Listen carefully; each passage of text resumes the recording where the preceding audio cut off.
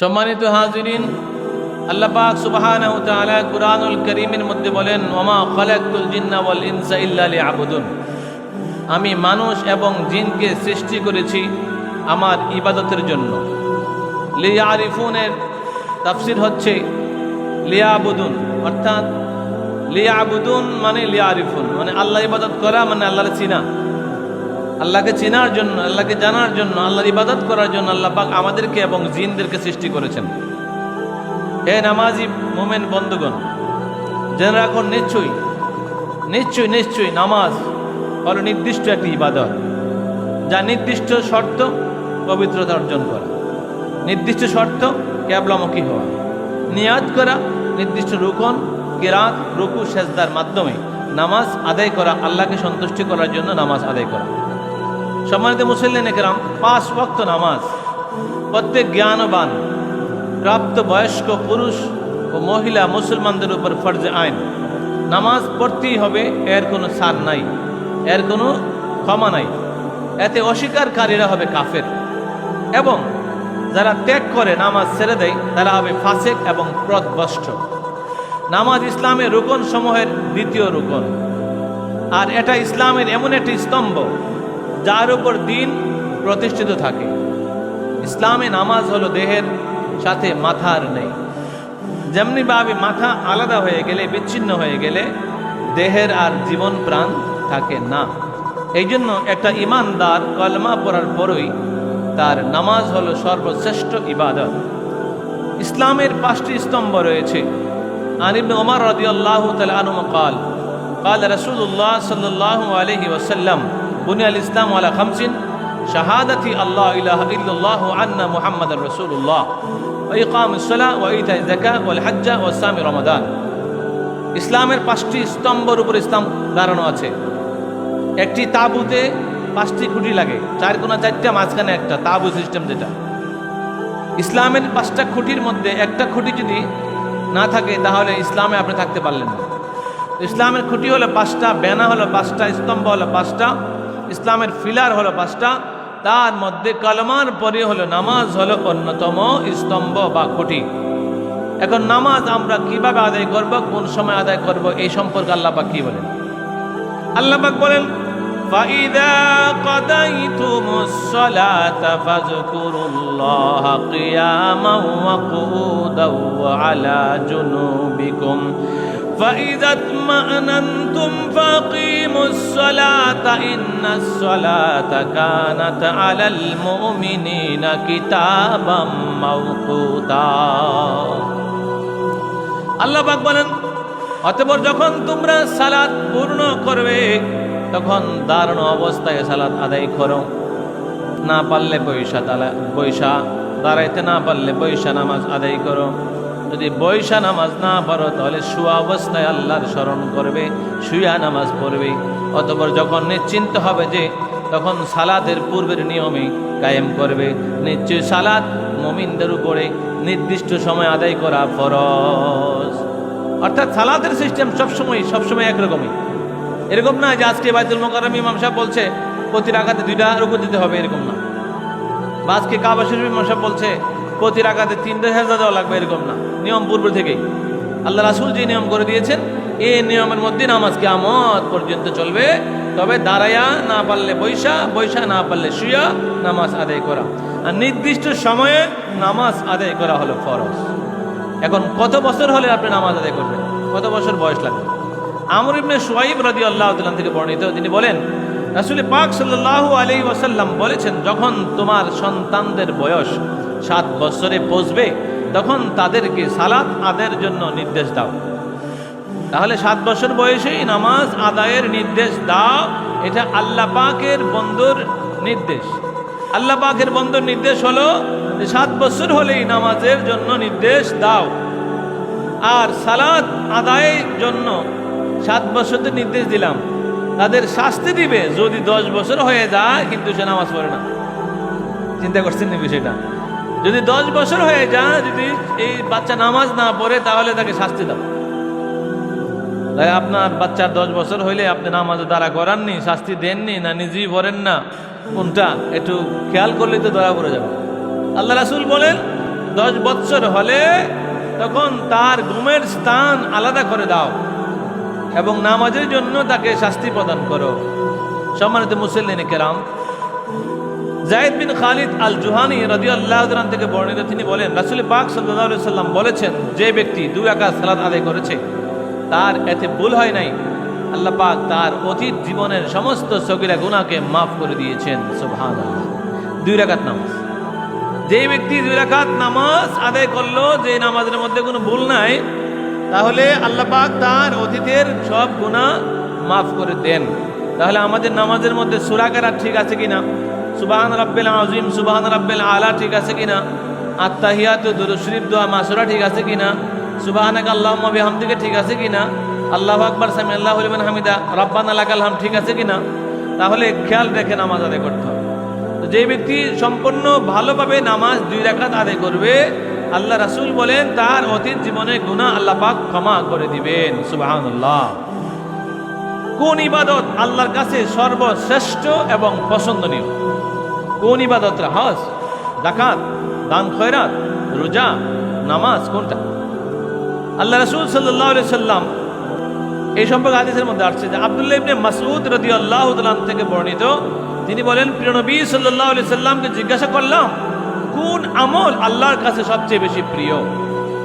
তো আল্লাহ রাসূল বললেন, সঠিক সময়ে সালাত আদায় করা। আমি বললাম, এরপর কোন কাজ? তিনি বললেন, মা বাবার সাথে ভালো আচরণ করা। আমি আবার জিজ্ঞাসা করলাম, এরপরে কোন কাজ? তখন নবীজি বললেন যে আল্লাহর পথে জিহাদ করা। তাহলে হাদিসের মধ্যে আসছে যে সঠিক সময়ে নামাজ আদায় করা, এটা আল্লাহ পাক সবচেয়ে বেশি পছন্দ করেন। আর সেকেন্ড পছন্দ হচ্ছে আম্মা আব্বার সাথে ভালো ব্যবহার করা। থার্ড পছন্দ হচ্ছে যুদ্ধের জন্য, জিহাদের জন্য রাস্তায় যুদ্ধের ময়দানে নেমে যাওয়া, জিহাদ করা। হাসরের ময়দানে আল্লাহ পাক জাহান্নামীদেরকে জিজ্ঞাসা করবে, মা সালাকাকুম ফি সাকার, কে তোমাদেরকে জাহান্নামে নিয়ে আসলো? কে তোমাদেরকে জাহান্নামে এনে পৌঁছে দিল? আল্লাহ পাক জিজ্ঞাসা করবে। আল্লাহ পাক কি জানে না যে জাহান্নামে তারা কেরাইছে? আল্লাহ জানে, এরপরে জিজ্ঞাইব, কেরা তোমার জাহান্নামে আনলো? আল্লাহ কি মজা করে? না, মজা করে না। আল্লাহ বান্দারে পরিষ্কার করে, আমি এমনি জাহান্নামে দিছি না, কারণ আছে। এই কারণ মুক্ত করার জন্য আল্লাহ পাক সুবহানাহু ওয়া তাআলা বলবেন, মা সালাকাকুম ফি সাকার, কে তোমাকে জাহান্নামে নিক্ষেপ করলো? ক্বালু লাম নাকু মিনাল মুসাল্লিন। তখন জাহান্নামীরা বলবে, আমরা নামাজ পড়ি নাই। কি করে নাই? নামাজ পড়ে নাই, এই জন্য জাহান্নামে আমাদেরকে আসতে হয়েছে। তাহলে বোঝা গেল নামাজ না পড়া জাহান্নামে যাওয়ার একটি কারণ। বেনামাজি মানুষ জাহান্নামে যাবে, এটা একটা কারণ। জাহান্নামে যাওয়ার কারণ নামাজ না পড়া। তাহলে আমাদের কি নামাজের প্রতি সজাগ দৃষ্টি রাখতে হবে। তাহলে এই ব্যাপারে আল্লাহ পাক কি বলেন? হাফিজু আলাস সালাওয়াতি ওয়াস সালাতিল ওয়ুসতা ওয়া কুমু লিল্লাহি কানিতিন। তোমরা সালাত সমূহ ও মধ্যবর্তী সালাতের হিফাজত করো এবং আল্লাহর জন্য দাঁড়াও বিনীত হয়ে। এখানে আল্লাহ পাক বলে দিয়েছেন সালাত সমূহ, তা শুধু জুম্মার দিনের কথা আল্লাহ পাক বলে নাই যে শুধু জুম্মা নামাজ পড়লে চলবে। সালাত সমূহ বলতে প্রতিদিন 5 ওয়াক্ত নামাজ আছে। তারপরে আবার বলেছেন মধ্যবর্তী সালাত।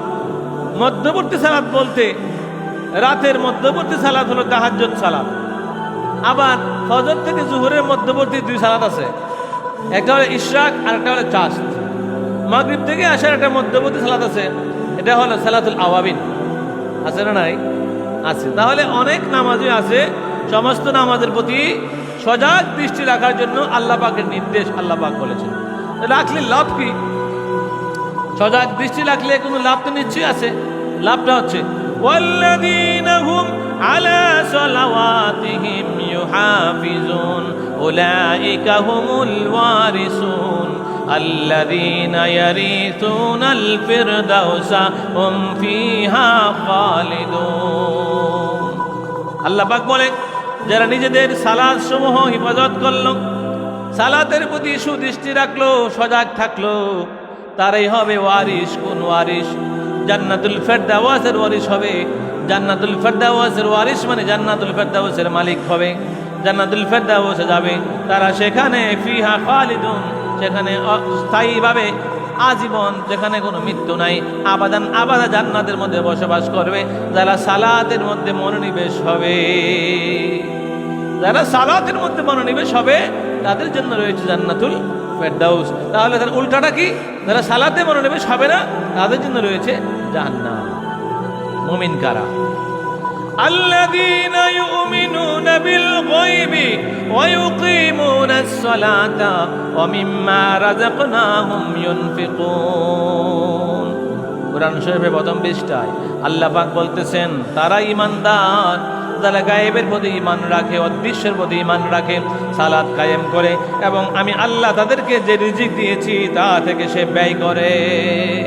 যারা আল্লাহ রাস্তায় ব্যয় করে এবং নামাজ আদায় করে এবং গায়েবকে বিশ্বাস করে তারাই হলো ঈমানদার।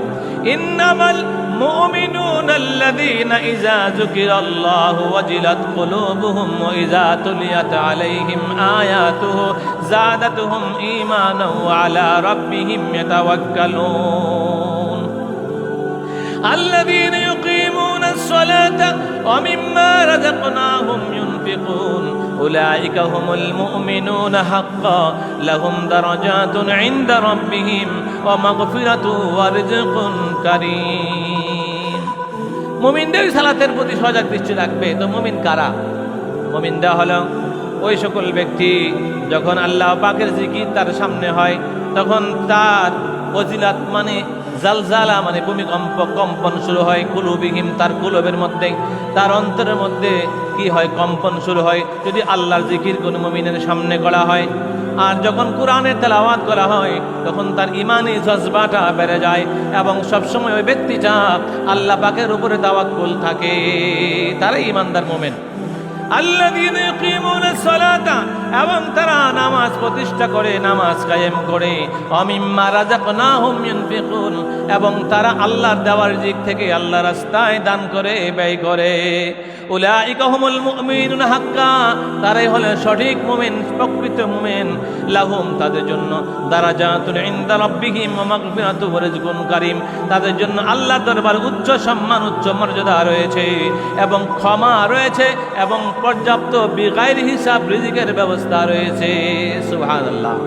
যারা মুমিন তাদের জন্য আল্লাহর পক্ষ থেকে সম্মান, ইজ্জত এবং প্রচুর পরিমাণের রিজিকের ব্যবস্থা আছে। যারা নামাজ পড়ে, যারা আল্লাহ কোরআন তেলাওয়াত শুনলে অন্তরাত্মা কাঁপে এবং ইমানি পাওয়ার বেড়ে যায়। আল্লাহ জিকির শুনলে অন্তরাত্মা কাঁপে, কোরআন তেলাওয়াত শুনলে কি হয়? ইমানি পাওয়ার বেড়ে যায়। সবসময় আল্লাহর প্রতি তাওয়াক্কুল থাকে, আল্লাহ রাস্তায় ব্যয় করে। তারাই হলো অরিজিনাল মুমিন বান্দা। ইন্নানি আনাল্লাহ লা ইলাহা ইল্লা আনা ফা'বুদনি ওয়া আকিমিস সালাতা লিযিকরি, নিশ্চয় আমি আল্লাহ, আমি ছাড়া কোন ইলাহ নাই, সুতরাং আমার ইবাদত করো এবং আমার সম্মানার্থে সালাত কায়েম করো। আল্লাহর স্মরণের জন্য, আল্লাহর শরণার্থে, আল্লাহর সম্মানার্থে, আল্লাহকে ইজ্জত দেওয়ার জন্য, আল্লাহকে স্মরণ করার জন্য নামাজ আদায় করো। এটা আমি আল্লাহর হুকুম। আল্লাহ বা হুকুম করে দিলেন আমাদের। নামাজ কার জন্য?